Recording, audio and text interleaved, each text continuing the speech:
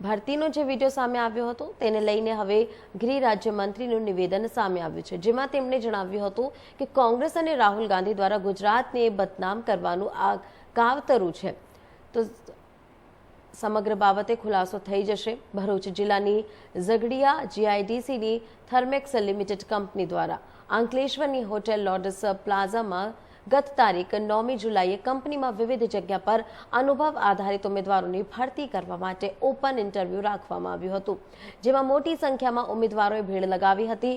જે અંગેનો વિડીયો પણ વાયરલ થતાં જ હડકંપ મચી ગયો હતો. રોજગાર માટેની પડાપડીનો વિડીયો વિપક્ષ નેતા રાહુલ ગાંધી દ્વારા ટ્વીટ કરવામાં આવ્યો હતો.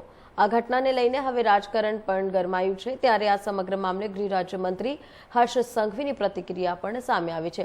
હર્ષ સંઘવીએ કહ્યું કે કોંગ્રેસ અને રાહુલ ગાંધી દ્વારા ગુજરાતને બદનામ કરવાનું કાવતરું છે અને આ બાબતે ખુલાસો થઈ જશે. કેટલા યુવાનો નોકરી કરતા હતા, કેટલાક ઇન્ટરવ્યૂ લેવાયા છે, કેટલી નોકરી ચાલુ છે, કેટલો પગાર છે, તે તમામ બાબતે ખુલાસો થઈ જશે.